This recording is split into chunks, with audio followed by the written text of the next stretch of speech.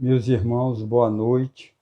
Que a paz do Mestre Jesus envolva todos nós, os espíritos encarnados e desencarnados, os espíritos familiares, parentes, amigos, os irmãos espirituais que são mensageiros do Centro Espírita Sagrada Família, onde nós agradecemos por mais essa oportunidade, hoje através dos meios de comunicação da internet.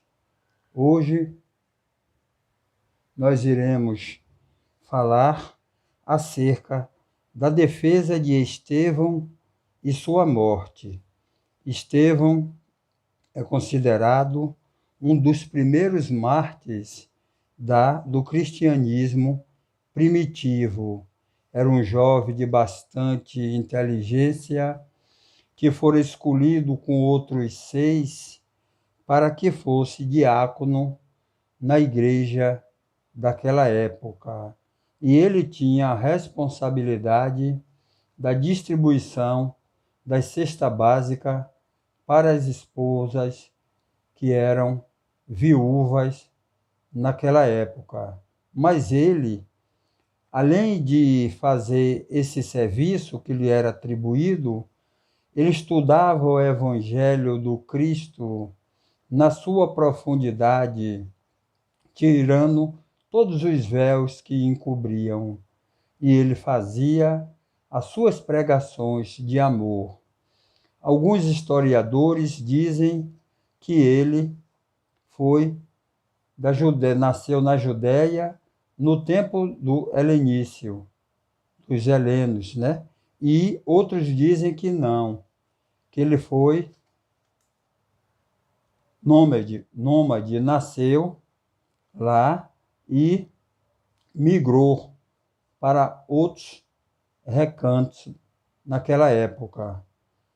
Mas o que importa é que essa criatura, ele vai ser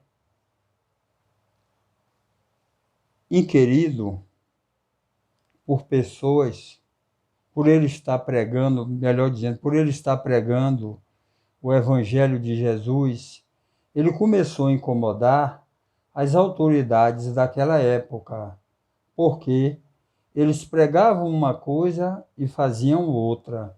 E ele, um jovem muito inteligente, com a sua mediunidade bem abrangente, ele começou a estudar a doutrina do Cristo, o cristianismo que estava sendo criado naquela época através do Pentateuco, do próprio Velho Testamento, onde tem muitas passagens que falam sobre ele, e nós vamos ver que ao ser acusado de cometer crime perante o Sinédrio, por ele estar pregando uma religião que não pertencia a ele, que era contrária ao que a que ele estava inserida, ele não se deixou de legado, né? Ele continuou o seu trabalho incessante e aí ele começou a incomodar os pais da igreja daquela época e os adeptos daquela religião. E aí, ao ser acusado, a lição aqui em Atos dos Apóstolos, no capítulo 6, chama nossa atenção.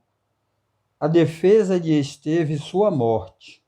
Então, Estevão, ele foi se autodefender das acusações que fizeram contra ele através dos conchavos dos religiosos da época e de pessoas que receberam algo em troca para servir de falso testemunha, como ainda nos dias de hoje nós vemos.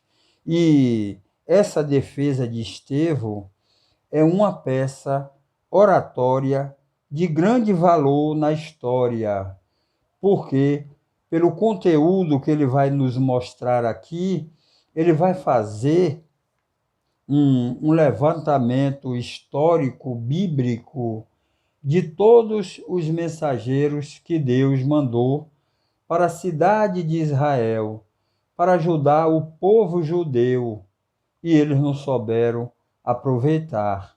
Então ele vai fazer essa defesa muito linda, que eu vou ler aqui, e aí nós vamos comentando. A defesa de Estevão é uma peça oratória de grande valor histórico.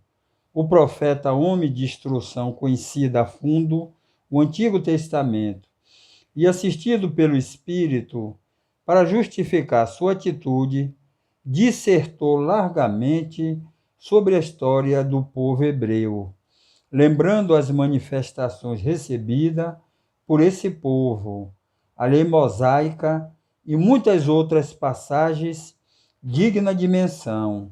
O sacerdotalismo judaico fundava sua religião nos livros do Antigo Testamento, mas interpretavam à letra, fazendo o que fazem hoje os sacerdotes católicos e protestantes, torcendo o sentido das escrituras, suprimindo passagem, saltando por sobre versículos e etc. Então, já sabia de tudo isso. Isso é do sistema sacerdotal, mas quis cumprir o seu dever, relembrando aqueles homens que concentravam em suas mãos o poder e a justiça, a história bíblica, na qual também Estevão baseava a sua doutrina. E logo que o sumo sacerdote o inquiriu sobre a acusação de que era vítima, ele começou a falar: Irmãos e pais, ouvi o Deus da glória, apareceu a nosso pai Abraão, estando este na Mesopotâmia, antes de habitar em Charã, e disse-lhe: Sai da tua terra e dentre tua parentela, e vem para a terra que eu te mostrar. Então saiu da terra dos caldeus e habitou em Charã. E dali, depois de fortalecer o pai, passou por ordem de Deus para esta terra, onde vós agora habitais. E nela não lhes deu herança, nem sequer o espaço de um pé. E prometeu dar-lhe em posse, e depois dele a sua posteridade, não tendo ele ainda filho. E Deus disse que a sua posteridade seria peregrina em terra estrangeira, e que a escravizariam e matariam por 400 anos. Então, meus irmãos, ele começa a sua oratória aqui, a sua defesa, mostrando o benefício que Deus deu àquele povo hebreu para que eles pudessem, de todos os tempos, vieram missionários, apóstolos, para trazer a mensagem de Deus para os homens na terra naquela época, que era esse povo. Mas eles, como a gente vê na introdução do Evangelho segundo o Espiritismo, os hebreus, os fariseus, os saduceus e outros homens de religiões, eles perdiam muito tempo criando leis, discutindo as parábolas, discutindo as máximas de Deus, mas eles não chegavam em um acordo comum, porque a vossa ignorância, a sua ignorância, a sua o seu ódio, os seus vícios de não aceitabilidade, eles começaram a falhar. A vaidade também, né?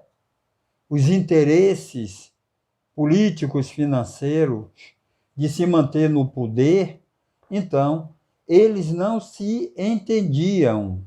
E aí, eles pegavam os ensinamentos que Jesus deixou de legado para a humanidade, que era eles que viviam naquela terra, naquela época, e que tinha homens de conhecimentos, eles pegavam esses ensinamentos ao seu belo modo, e aí eles faziam as suas interpretações, manipulando as pessoas, dando lavagem cerebral nos seus fiéis. Muitos que não tinham condições intelectuais para assimilar os ensinamentos, outros que tinham, mas se deixavam levar por não buscar, pesquisar, como Estevão pesquisou e outros apóstolos que o antecedeu. Eles receberam de Deus a lei mosaica, que foi ditada para Moisés, o Decálogo, que são os 10 mandamentos. Eles receberam de Deus a divina glória de ter vários homens de castas, os nômades, né? Os religiosos que tinham suas famílias e que se perpetuavam no poder, como ele cita aqui, né?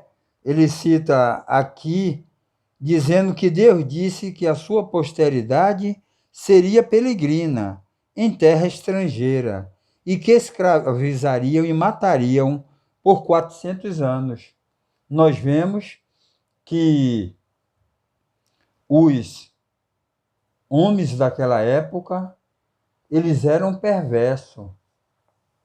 A cada século, eles utilizavam meios perversos de não ter aceitação, entendimento, e aí matava aqueles enviados de Deus que desceram à terra para lhes esclarecer, para lhes ensinar a lei de amor e caridade, a amar o seu próximo como a si mesmo, a não participar dos conchavos, como nós vemos hoje ainda dentro das igrejas, como ele cita aqui no início e no final. Então, ele fala que esse povo iria ser martirizado, eles não tinham terra. Jesus prometeu a eles a terra prometida, deu a eles de presente o espírito de Moisés, que eles fizeram de legado. Mesmo Moisés criando as leis, mostrando Deus temeroso naquela época, que foi a forma que ele viu de reeducar aquelas criaturas através da temeridade, mostrando que tudo aquilo que se fazia ao seu semelhante seria feito para com você, porque ele ainda não podia, como Cristo, dar os conhecimentos que nós temos hoje. E Moisés é levado, né? Moisés vai nascer. Desculpe, antes de Moisés, a gente vai ter os religiosos familiares, que tinham as suas castas, como ele diz aqui: eu dei-lhe aliança da circuncisão. E assim, Abraão gerou Isaque e o circuncidou ao 8º dia. Isaque gerou Jacó, Jacó aos 12 patriarcas.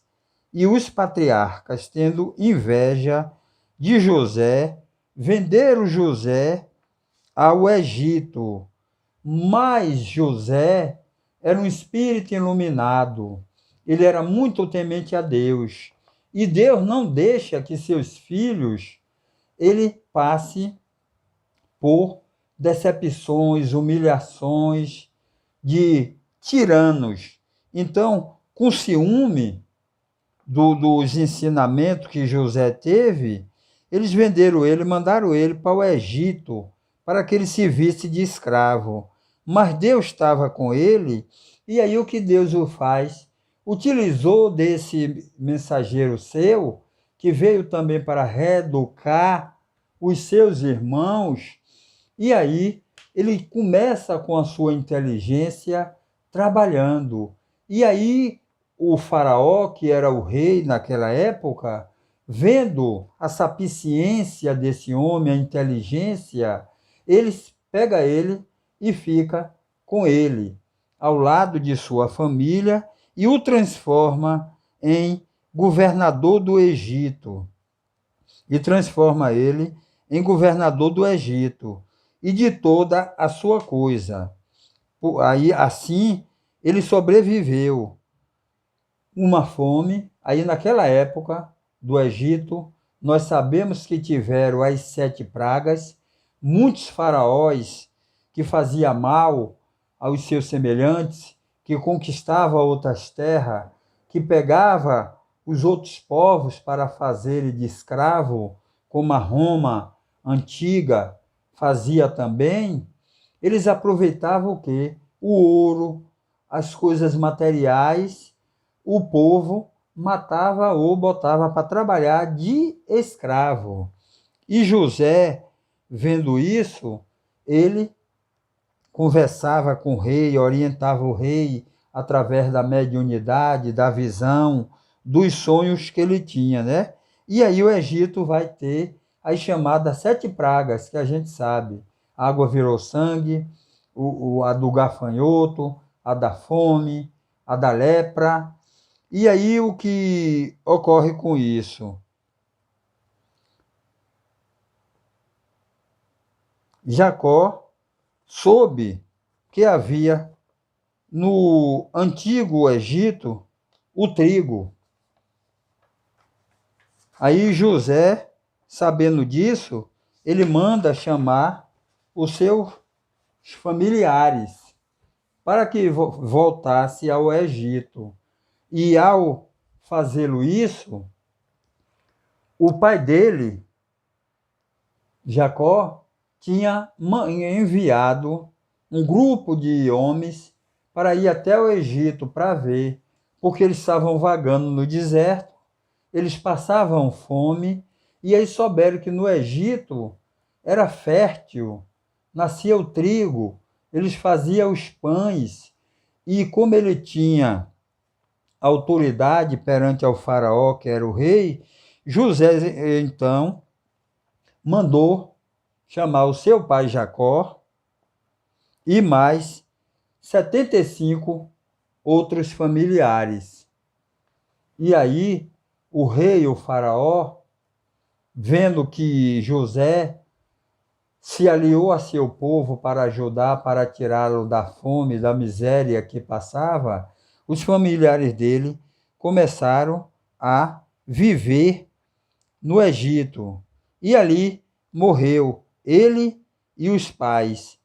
E aí Jacó morreu e foi transladado para Siém e postos num túmulo que Abraão comprou por certo preço, com prata, aos filhos de Emon em Sichem. A proporção que se aproximava o tempo da promessa que Deus fez a Abraão, o povo crescia e multiplicava-se no Egito, até que surgiu um novo rei que era contrário a José. Este rei começou a usar da sua astúcia, intimidando os homens daquela época, que está incluída as mulheres, fazendo com que todos aqueles que tinham filho tivessem que abandonar os seus filhos. E aí, Moisés nasce nessa época, fica algumas semanas com os seus pais, mas para não ser descoberto e ser assassinado, tanto o filho Moisés como os pais, contam que os pais dele, a mãe, colocou ele em um cesto. Moisés nasceu, era uma criança que tinha uma beleza espetacular. Todos que olhavam para ele ficavam admirados com a exuberância da beleza daquela criança. Se os pais ficassem com ele e fossem descobertos, iam ser todos mortos. Aí conta a lenda que a mãe dele colocou ele dentro de uma cesta e botou no rio. E o rio aí foi descendo rio abaixo. E, por acaso, ou por determinação de Deus, a filha do faraó estava a banhar-se no rio e viu aquele cesto vindo. E aí ela pegou e olhou e viu aquela criança com uma beleza exuberante. Ela aí pega ele e leva escondido e cria como filho no palácio do faraó. E aí Moisés, ele como foi enviado de Deus também, e a missão dele era, quando crescesse, libertar os escravos judeus e outros povos da escravidão do Egito, ele foi orientado, todas as instruções que ele teve, intelectual e moral, do povo egípcio. Mas Moisés, quando ele começa a sua idade de compreensão, ele vê que muitos daqueles personagens que viviam no Egito, eles maltratavam os seus semelhantes, tanto os filhos do Egito, como os que eram levados como escravo. E aí ele presenciou uma discussão entre dois seres, duas criaturas que estavam a discutir, e ele tentou separar essa briga, e para separar a criatura das injunções do outro, ele empurrou, e ao ele empurrar o algoz que estava perturbando o outro, essa criatura caiu e morreu. E aí Moisés ficou temeroso, receoso. Dias passados, ele vai caminhando e ele presencia dois irmãos discutindo também, brigando, um insultando o outro. E aí ele chama a atenção daquelas criaturas, dizendo: vocês são irmãos, são filhos de Deus, são filhos da mesma nação. Por que essa briga? Por que essa agressão? Isso não deve ocorrer. Aí o que estava querendo agredir o outro vira-se para Moisés e aí pergunta a ele: você é juiz que te constitui chefe e juiz? Querendo justificar, né? Você é juiz? Quem lhe otorgou autoridade para você vir chamar a gente a atenção? Você vai fazer comigo o que fez com o egípcio, que você tirou a vida? Que você tirou a vida? Moisés, ouvindo isso, ficou com medo. E aí ele foge. E aí ele fugiu, porque ele ficou trêmulo e não ficou trêmulo com receio, né, de ser pego por aquele povo e ser lixado ou morto também. E aí o que ocorre? Ao Moisés fugir, ele volta para Canaã, uma terra no deserto, e ele vai viver por 40 anos. Nós sabemos essa passagem bíblica, né? Ele foge, ele começa a ver seus irmãos a passarem humilhações, decepções, ou desculpem, assassinatos. E aí ele conversa com o rei, pede ao rei de várias formas para que libertasse aquele povo, saísse do Egito e fosse buscar outras terras, porque ali eles eram muito maltratados. E o que ocorreu? O rei não queria de jeito nenhum liberar. Aí é que veio as 7 pragas do Egito. Desculpem. E ao vir essas 7 pragas do Egito, o rei, vendo que não tinha mais condições, temeroso, ele aí liberta o povo. E Moisés, como estava escrito nas Escrituras, ele pega esse povo e sai vagando por 40 anos pelo deserto. E aí ele recebe, né? Ele ouve uma voz nas sarças, não foi nem na terra, nem no céu, foi entre as sarças, a voz de um anjo, que diz a ele que Deus viu a súplica dele para salvar os seus irmãos, a dor, o sofrimento que ele tinha de ver o seu povo passando por todas aquelas humilhações.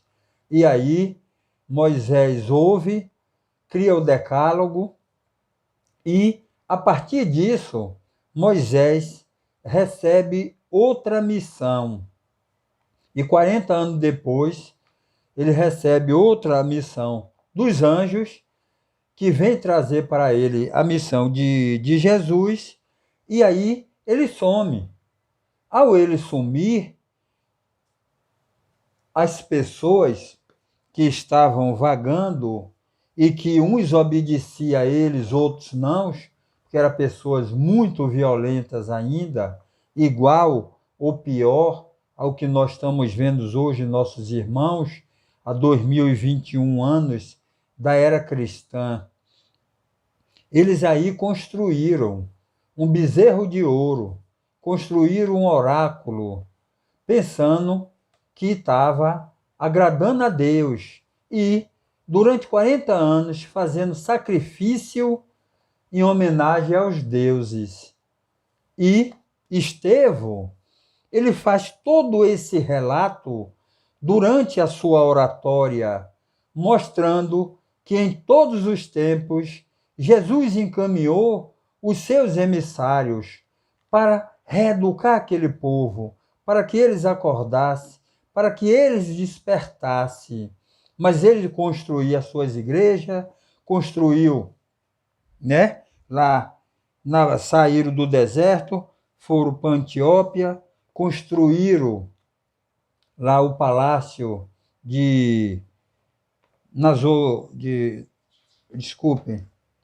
na Babilônia, para que ficasse eles os poderosos e achasse que o Deus ia estar lá, na casa dele, no oráculo dele.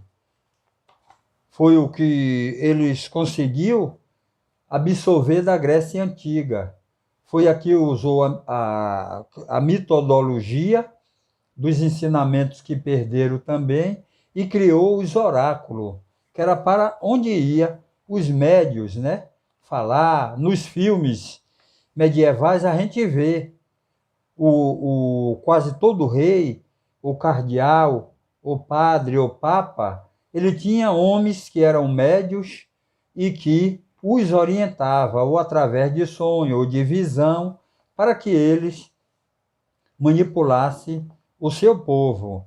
E Paulo, na sua explanação, ele traz tudo isso à tona, mostrando para eles o quanto Deus deu de legado a eles, e eles até aquela data ainda não tinham aprendido. E aí ele diz: o céu é o meu trono, e a terra o escabelo de meus pés, que a casa me edificarei, diz o Senhor, o qual é o lugar do meu repouso. Não fez porventura a minha mão todas as coisas? Homens de dura cerviz e incircunciosos de coração, e de ouvido, vós sempre resistis ao Espírito Santo. Quer dizer, a todos os ensinamentos que Deus mandou para a terra, a todos os missionários, eles fizeram de legado. Então, Estevão,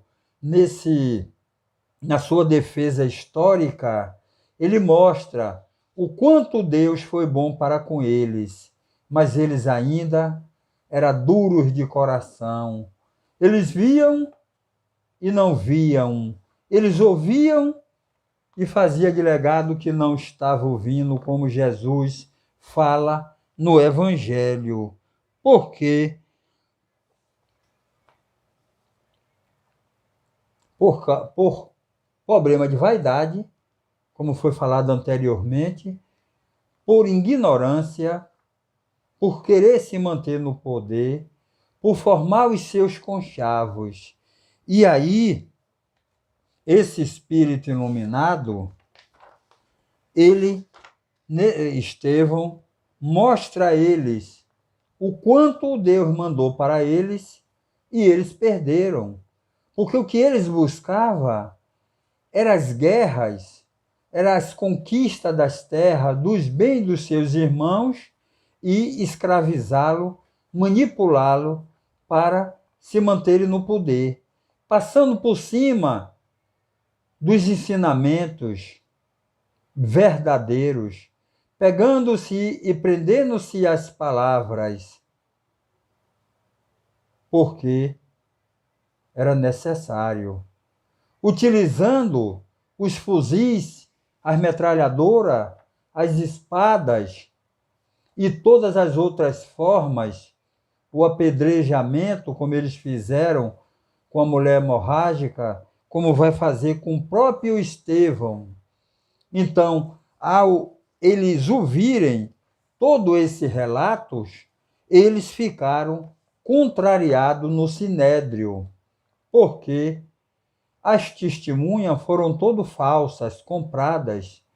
Foi pessoas de má índole, que, aliado aos poderosos religiosos daquela época, queria a qualquer custo livrar-se desse irmão, porque ele estava mostrando o evangelho redivivo que Jesus trouxe para a terra.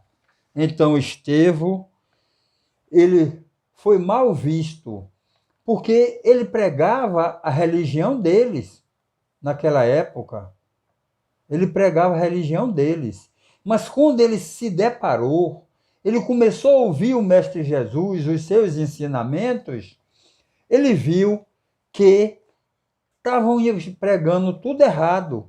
E aí ele passa a ensinar os ensinamentos verdadeiros que Jesus quer que nós aprendamos, e não aqueles que é escrito pelos homens, pelos teólogos, pelos filósofos, pelos papas, com as suas encíclicas, que cada um coloca os seus pensamentos através da sua própria interpretação.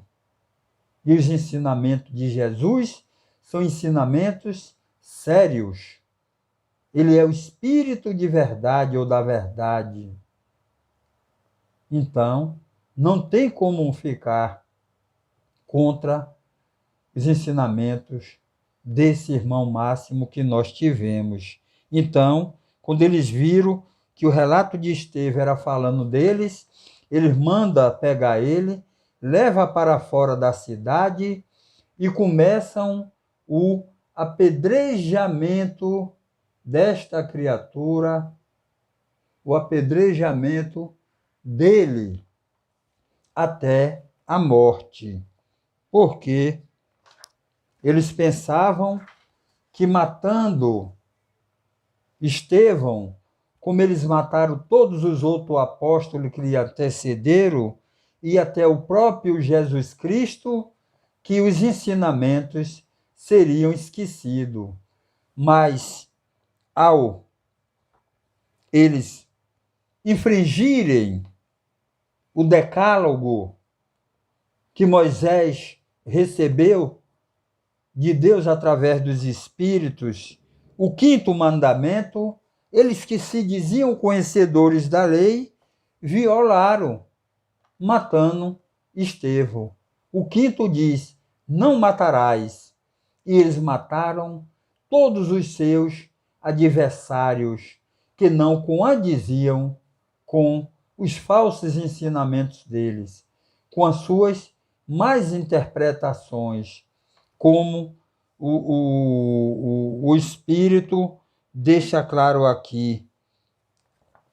E aí, eles pensando que ia extinguir o cristianismo primitivo que estava, né, crescendo, onde os homens tinham verdadeira fé, acreditavam na imortalidade da alma, iam sendo jogados nas arenas para os leões, para os centuriões matarem de espada, de lanças, de todo tipo de atrocidades, eles não conseguiram.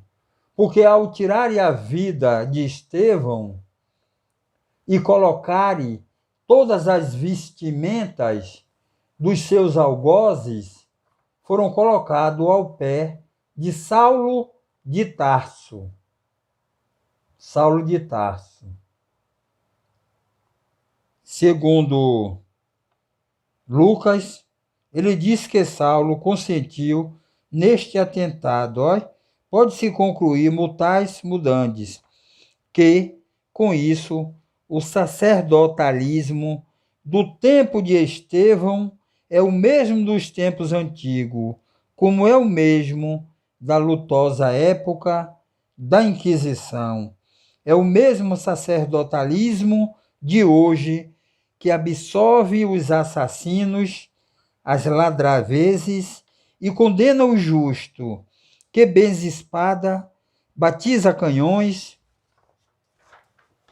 que dá comunhão com hóstias, representando Jesus Cristo, aos que vão para as trincheiras matar a seus irmãos, que empunham o sabre e o fuzil para levar à morte as populações, e que, de outro lado, preteia o vil metal, por meio de ladainhas pelas ruas e missa, por alma dos que foram vitimados pelos fuzis e metralhadoras, bendizido com o isope.